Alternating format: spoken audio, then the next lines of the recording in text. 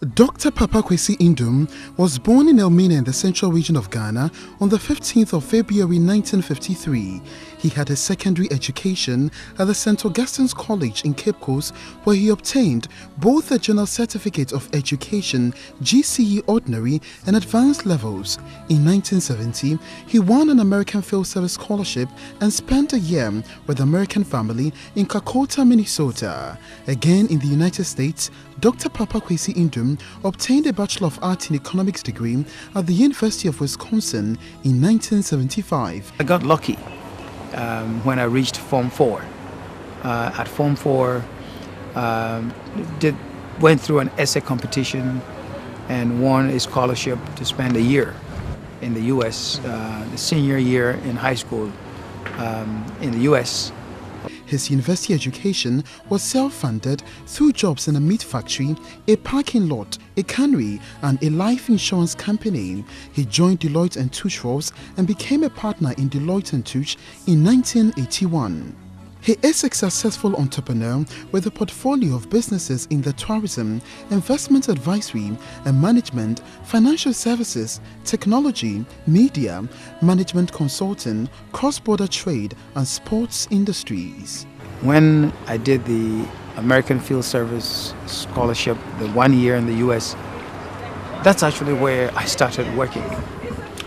Because when I was 17, I got an opportunity to work for the Northwestern Mutual Life Insurance Company as, they did some internship, and I was luckily chosen to do the internship for 1 year. Got another job. In December 2000, he unsuccessfully contested the parliamentary elections in the Komenda Edina Eguafo Abrim constituency on the ticket of the Convention People's Party CPP. He lost the seat to the then NDC candidate. Those sort of things, they evolve because I've been in leadership positions throughout my education career, if you want to put it that way. At St. Augustine's, I wanted to be the school prefect. I was disqualified from being a school prefect because of the year that I spent outside the country in high school. I didn't understand why that should disqualify me. Together with his family, Dr. Ndoum has created a number of businesses including Coconut Grove Regency Hotels, amongst others. They employ over 2,000 people directly and support over 20,000 individuals. Dr. Ndoum has also had excellent stint in public administration, serving as Minister for Economic Development and Regional Integration, Minister of Energy and Minister of Public Sector Reforms, all under the erstwhile John Ejekum Kufuor administration. Fortunately, in 2001, even though I didn't win to become an MP at that time, because of the alliance forged between the CPP and the MPP at that time, you were called in I was invited to become part of the administration led by former President J. Kufuor. On the ticket of the Convention People's Party CPP as presidential candidate, Dr. Papa Kwesi Ndoum went into the 2008 race with high hopes of becoming the alternative of the NDC and MPP.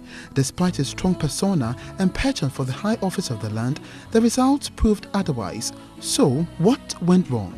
I assumed that at the national level, I would have a political party that would also work with me to get some of the same things done. Unfortunately, it didn't come together that way. Dr. Papa Kwesi Ndoum believes the era of the NDC and MPP has done very little to make Ghana the gateway to Africa. Constitutionally, education, according to Dr. Papa Kwesi Ndoum, must be free, compulsory, universal and basic. He said his party, the Progressive People's Party PPP, was the first political party to propose what has provoked national debate. We started citing the Directive Principles of State Policy, Chapter 6 in the Constitution. And that is what it demands. But is basic school today, is it free? Amongst all the presidential candidates with the hope of winning the hearts of Ghanaians, Dr. Papa Kwesi Ndoum says, without any shred of doubt, he stands tall. Because we want this party to be there for the long haul. And so we are training those who will come and take over from us. So we started that. His main challenge in the Etwa John Ejikun Kufuor's regime was treatment from colleagues on the other side. That didn't belong to the party. Sometimes it was an uncomfortable thing, because when people get together, they tend to talk about things that is of benefit to them. And if it's of benefit to a political party, MPP at that time, and I am sitting there with, from a competing political party, sometimes it was uncomfortable. He noted that corruption has robbed the country of millions, adding that politics has rather become non-productive for the ordinary Ghanaian. Politics in Ghana is not productive. It is not profitable to the ordinary person. Okay, it's actually dangerous to the ordinary, as we say, the common man or woman. Okay, it doesn't work for that person, right? So we need to change it. First, we need to change it by bringing power down to the common person, so that that person can elect their own district, municipal, metropolitan chief executive, and all the assembly members. Dr. Ndoum shares an interesting love story with us. A young boy meeting a young girl and saying to that young girl, "You will be my wife," and making sure that even distance, that it was possible for one Elmina boy to still link up with another Elmina girl.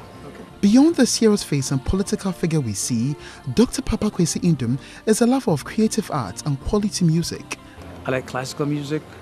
I like old school high life, where my favorite is Sewakoto.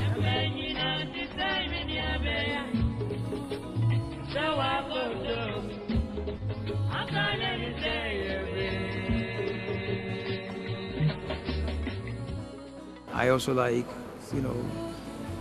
the modern type Which is the music. The contemporary hip-hop? Well, I don't know what you call it. So if you give me a line or two, I'll be able to tell you what it is. Maybe the favorite one that you love. Well, there's a line or two. I'll be able to tell you. I'm sure that you know of the group Keche. Oh yeah, Alugunto Green, right? Okay. So is it the Alugunto Green that you love? Well, all of them, because they are associated with us. Okay. The clock is gradually ticking for the December 7th elections to choose the next man to take Ghana to the promised land. Dr. Papa Kwesi Ndoum of the PPP is on the 4th position on the ballot paper. Will Ghanaians give him the mandate? Only December 7th will decide. Reporting for Mutual News, Ignatius Ano, here in Accra.